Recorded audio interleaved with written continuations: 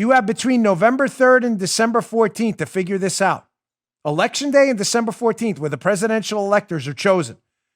And in that 6-day window between December 8th and December 14th, you can expect unprecedented chaos if there's a conflict in your state about who won.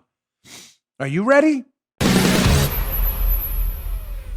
Why would the media all of a sudden, as I'm going to show you in a second with this Associated Press story, the AP, why are they now starting to acknowledge that mail-in voting could create a big problem?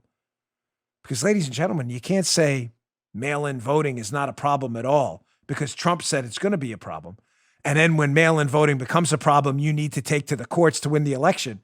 You can't then say, you guys just said it wasn't a problem. Matter of fact, we have your headlines right here. I just saw it. Mm-hmm. You all said, no, Trump is lying.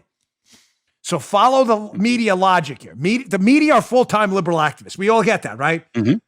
Paula, you get that? Paula, Shane, Joe, everybody understands that. Nobody actually takes the media seriously, right? So they're full-time liberal activists. They're not telling you the story. They're telling you a story. And a story, a narrative they want to tell you is whatever Trump says, the opposite is true because we hate Trump. It's no more complicated than that. So President Trump has already highlighted the massive problems with mail-in voting repeatedly, as you know. So, of course, the media hates Trump, has to prove him wrong at every turn because they're liberal activists. They're not serious people. So what did they say? They've been saying, Trump's crazy. Fact check. Mail-in voting is A-okay. But now they're realizing they've got a problem, Houston. The problem is this. When they have to sue in the courts to throw out election deadlines because of the problems with mail-in voting, what they don't want is people going back and pulling their articles going, wait, here it is on my phone right here. You just said a few weeks ago it wasn't a problem. So now all of a sudden you're seeing AP articles like this one where they're starting to leak out that there may be an issue with mail-in voting. What Trump said, even though we hate him, we may need this later. So AP headline, in battlegrounds, absentee ballot rejections could triple. Wow. I thought Trump was crazy bringing attention to votes in the mail that are rejected typically at a higher rate than in-person voting, as the New York Times' Adam Liptak reported back in 2012. So you're telling me Trump's not wrong. Folks, please don't attribute any of this to media integrity by the AP.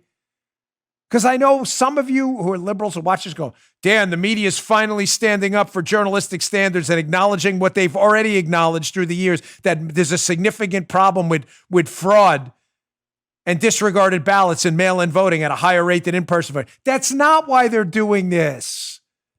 They're not acknowledging Trump is right. They're doing this because they're liberal activists and they need a tool to go to court and fight legal battles. They're activists. They're not media people to keep the election going on past the deadlines I just told you about. That's it. Period. Proverbial full stop. From the AP piece. Read it. You'll see this is the opening. Thousands of absentee ballots get rejected in every presidential election. Yeah, no kidding. We knew this all along. This year, that problem could be much worse and potentially pivotal in hotly contested battleground states. Gee, you think, fellas?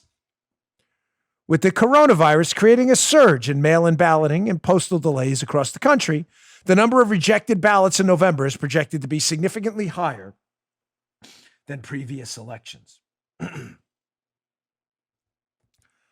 Again, folks, if you've been watching this show for the past few weeks, we have only discussed this and the problems with mail-in voting repeatedly. There are fewer problems with absentee ballot voting because you have to go and request a ballot and there are certain security measures.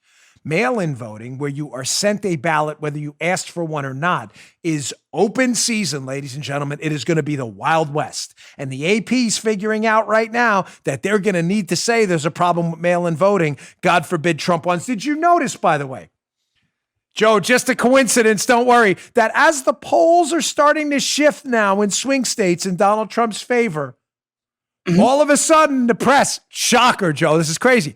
All of a sudden the press is starting to say, hey, all of a sudden that mail-in voting may not be such a good idea. Why? Why? Because they thought Joe Biden, right? This is hilarious. They thought Joe Biden was going to win in an epic landslide. So they said that just ignore Trump's problems with the election's going to have problems, whatever. We don't want any issues. Now, all of a sudden they're figuring out they could lose. And now they're telegraphing to the whole planet and the globe, hey, there could be a problem with this election. This is so transparently obvious. Now, you never want to leave the buffoons at Facebook out of it. So Facebook, Zuckerberg and that crew, of course they got to get involved in this too. Folks, these people all read from the same activist playbook. It's pathetic. This is a bit of a longer cut, a little over 1:30, but it's worth your time. This is Facebook CEO Mark Zuckerberg. This is him interviewing with Axios, where he's basically laying out, you'd say the Facebook game plan post-election? No, come on, Facebook doesn't have a game plan. It's the Democrat game, and the Democrats hand it to them. Game plan, Facebook. As if they're not the same thing with the Democrats. Give me a break. Here's Zuckerberg laying out and preparing, as I've been warning you again for 2 weeks now, given the body blows to soften up the body of the American body politic, that no matter what happens after the election, if it's not a Biden victory on election night, it doesn't matter what happens. We're going to keep this going as long as we want, and we're not even going to let you talk about the election. Here's Zuckerberg right out of the Democrat playbook. Check this out. One of the things that I think we and other media need to start doing is preparing the American people that there's nothing illegitimate about this election taking additional days or even weeks to make sure that all of the votes are counted. In fact, that might be important to make sure that this is a legitimate and fair election. So we're going to do a bunch of different messaging around that just to make sure that people know that that's normal. So if one of the candidates in any of the races claims victory before there's a consensus result, then we're going to add some informational context to that post directly, saying that there's no consensus result yet. I think that this is important because there is, unfortunately, I think, a heightened risk of civil unrest in the period between voting and a result being called or after that. And I just think that we need to be doing everything that we can to reduce the chances of violence or civil unrest in the wake of this election. If that were to happen, would Facebook be blamed in part? Well, I can't speak to what other people would do, but I think we're trying to make sure that we do our part to make sure that that none of this is organized on Facebook. We want to make sure that none of that stuff is happening on our services. But the country is very charged right now. So I think regardless of what we do, there's some chance that this happens across the country. I just want to make sure that we do our part to not contribute to. This is incredible. Notice how the Democrats and Zuckerberg, because they're all liberals over there. We get it, right? There's a couple token Republicans or whatever who work on Facebook, but roughly it's mostly liberals. It is the Democrats and their Democrat-oriented groups like the Transition Integrity Project, with Soros's person running it. It is only them calling for a, quote, street fight. Their words, not mine. I have never said to my conservative listeners, you go get in a street fight ever. We have never said, that's the Democrats. And yet look at Zuckerberg's excuse for we're not going to allow election misinformation afterwards. What he's basically saying, let me translate. If Donald Trump wins, we're not going to let Donald Trump say he won. There you go. That's the translation. And his excuse is this, because we don't want to be the cause of violence. No one's calling for violence but the Democrats. This is like the dipsy-doo flipperooski. The flipperooski dipsy-dooski.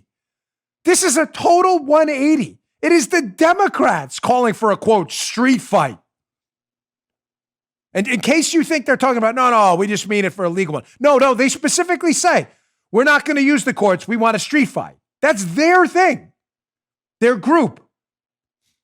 And Zuckerberg, he's talking about Trump.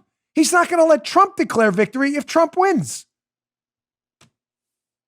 Ladies and gentlemen, we are living in a dystopian universe right now. I mean, it is up to you to be prepared for this. Are you reaching out to your local Republican clubs? Are you ready to get out there and peacefully protest afterwards, unlike this violent street fight Democrats? I hope so, because your country's at stake. You have between November 3rd and December 14th to figure this out. Election Day and December 14th, where the presidential electors are chosen. And in that 6-day window between December 8th and December 14th, you can expect unprecedented chaos if there's a conflict in your state about who won. Are you ready? You just heard Dan Bongino.